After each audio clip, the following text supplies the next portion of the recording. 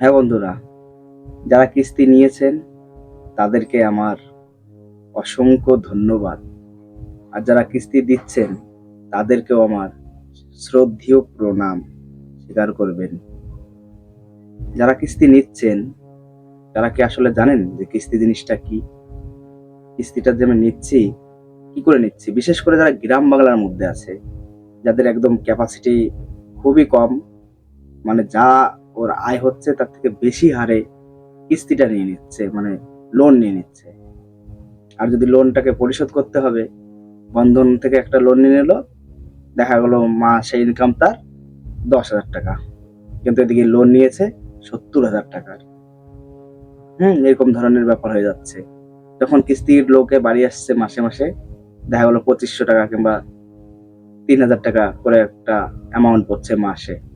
তো সেটা কি করে দেব, সেটার ভাবনা চিন্তা আমার কাছে নেই। কি করে সেটাকে পরিশোধ করতে হবে, সেটার কি করে যে আমি করবো, মানে আর বলার ভাষা নেই। যখন কিস্তির লোক বাইরে বারবার করে চাপ দিচ্ছে, বাড়ি থেকে যাচ্ছে না, এগুলো একদম রিয়েল কথা, কিন্তু একদম চোখের সামনে দেখা আমার। সেই জন্য এই অনুভূতিটা আমি পেয়েছি, ভাবলাম আপনাদের মধ্যে একটু শেয়ার করি, হয়তো আপনাদের কিছু উপকার হতে পারে। কিস্তির বিষয়টা মানে কি বলবো, কেমন যেন একটা, মানে রোগ না চাইতেও কেমন যেন একটা রোগ হয়ে গেছে মানুষের শরীরে, যে কি আমার তো কোনো ভাষা নেই। যাই হোক, বন্ধনের থেকে আমি নিয়ে নিয়েছি 70,000 টাকা, মান্থলি আমার দিতে হচ্ছে 3,000 টাকা কি যাই হোক সামথিং, আমি তখনও নিইনি। যাই হোক, ওই বিষয়গুলো যারা নেয় তারা খুব ভালোভাবে, তাদের কাছে এটা কোনো ব্যাপার না, এটা ইজি ব্যাপার। কত মাসে 3,000 টাকা, তো ও কোনো ব্যাপার নাই, দিয়ে দিবো। কিন্তু যখন কিস্তির লোকগুলো বাড়ি আসছে, সেটাকে কি করে পরিশোধ করব সেই যখন লাইন পাচ্ছে না, তখন কি করছে, একটা দোকানদার, ভালো যার ব্যবসা চলছে, তার কাছে গিয়ে কান্নাকাটি করে, দাদা আমার এই ব্যাপার, আমাকে করে টাকা ধার দিন, আমি দিয়ে দেবো। সে চেনা জানা লোক, তাই তো দেখছে, হ্যাঁ বিপদে পড়েছে, তাহলে তাকে টাকাটা দিই। সে তো ভালোভাবেই টাকাটা দিতে চাইছিল, তাকে আবার কি করছে, তাকে আবার মানে দেওয়ার আগেই, বলার আগে, কিছু বলার আগেই ভাবছে যদি না দেয়, মানে বাড়ি থেকে সাজিয়ে নিয়ে গেছে ঘটনাটা, যদি না দেয় দোকানদারকে গিয়ে সম্পূর্ণভাবে বলছে যে তুমি আমাকে এরকম ব্যাপার, 40,000 টাকা দাও, তোমাকে আমি একটা সুদ দেবো, তোমাকে আমি 5 টাকা করে দেবো। দোকানদার ভাবছিল যে মানে মন থেকে দেবে, সেটাই ভেবেছিল যে ধার হিসেবে দেবে, কিন্তু যে নিচ্ছে সে আবার ওকে কি করলো, ওকে একটা লোভ দেখালো, ইন্টারেস্টের লোভ। এবার সে তখন ভাবলো তাই তো, আমি তো ব্যবসা করছি, যদি ইন্টারেস্ট দেয় কিছু নিয়ে নি। সে কিন্তু আসলে ইন্টারেস্টটা নিতে চাইছিল না, তাকে জোর জবস্তি একদম ব্রেনটাকে ওয়াশ করানো হলো সুন্দরভাবে, যে তোমাকে ইন্টারেস্ট দেবো। সে জানলো না, কি করলো, 40,000 টাকাই দিয়ে দিল।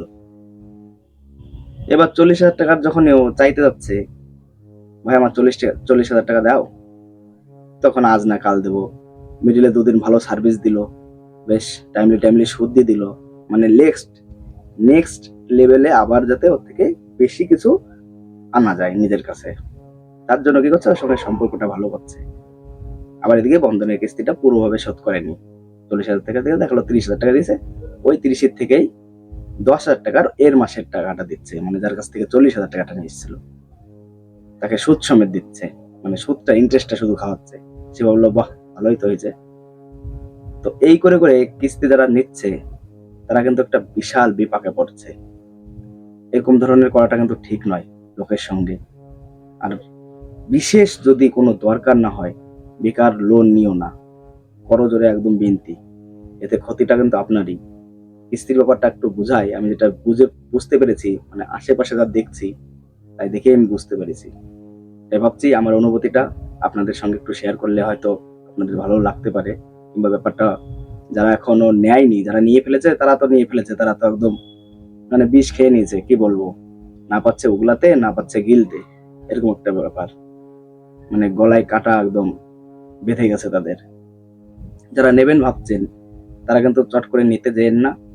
যদি আপনাদের বিশেষ দরকার হয়, ইমার্জেন্সি যদি দরকার হয়, তাহলে পার্শ্ববর্তী কারোর কাছ থেকে এমনি ধার চান, ধার না দিলে তখন একটু চেষ্টা করুন যে হ্যাঁ এখন আমার শোধ নিতে হবে, এই মানে কিস্তিটা নিতে হবে, তাকে সুদ দিতে হবে, যখন সেইভাবে নিন, মানে তাকেই সম্পূর্ণ ধ্যানটা রেখে একজনের কাছ থেকেই নেবেন, গাল খান যা খান মার খান, একজনকেই দিবেন। না হলে দেখুন, আপনার বাড়ির উঠানে যদি একটা গর্ত করছেন, সেই গর্তটাকে কিন্তু ফিল করতে হলে পাশে আরেকটা গর্ত খুঁজতে হবে। তাহলে একটা গর্ত তো আমি বন্ধ করে দিয়েছি, কিন্তু আরেকটা গর্ত দাঁড়িয়ে গেল। যখন দেখছি আরে ছি, এই গর্তটা পুরোটা বন্ধ হয়নি, একটু চলছে, তাহলে একটু মাটি দিতে হবে, এটাও বন্ধ করতে হবে। আপনি কি করলেন? 3 নম্বরে আরেকটা গিয়ে গর্ত খুঁজলেন, কিন্তু দেখা যাচ্ছে কি কোনোটাই মিটছে না। আবার 3 নম্বর বদলে 4 নম্বরে গর্ত খুঁজছেন, সম্পূর্ণ একটা গর্ত হয়ে যাচ্ছে। কিন্তু আপনি কোন রকম একটা গর্ত যখন খুঁজে ফেলেছেন, মানে ভেবে নেবেন যে আপনার ওই গর্ত ঘাটতি আর কোনোদিনও পূর্ণ হবে না। বিশাল একটা ঘুরপাক। আর যাদের আছে তাদের গুলো আলাদা ব্যাপার। যারা বিজনেসের সঙ্গে ব্যস্ত থাকে, যাদের প্রতিদিন আর্নিং আসছে, কিস্তি চালানোর মতন ক্ষমতা আছে, তারাই কিন্তু কিস্তি নেয়। কিন্তু গ্রামগঞ্জের মধ্যে এগুলো করাটা কিন্তু ঠিক নয়। এটা একটু ভালো করে দেখবেন। গর্ত কিন্তু খুঁজবেন, খুব হিসাব করে খুঁজবেন যে আমার গর্তটাকে খুঁজতে হবে। অতিরিক্ত একদম প্রয়োজন যদি হয় যে কোথাও মাটি লাগছে আপনার সামর্থ্যের বাইরে, তখনই খুঁজুন। আর খুঁজে ওই গর্তটাকে আলাদা জায়গা থেকে যে করে হোক, মানে খাটনি করে পরিশ্রম করে ওই একটা গর্ত দিকেই ধ্যান দিন। এক্সট্রা মাটি কিনে নিয়ে শুন, কিন্তু বাড়ির উঠোনে আর একটা গর্ত খুঁজবেন না। এতে ক্ষতি কিন্তু আপনারই।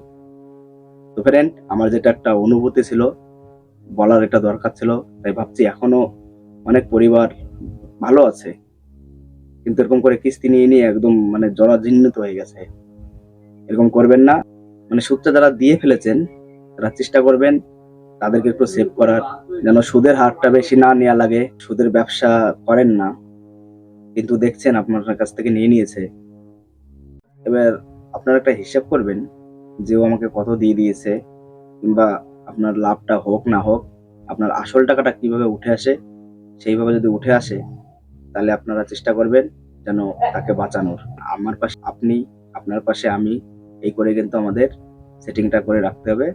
কিন্তু বেশি প্রেশার ক্রিয়েট করবেন না কাউকেই, কারণ সে বিপদে পড়েই নিয়েছে। চেষ্টা করবেন তাকে সেফ রাখার।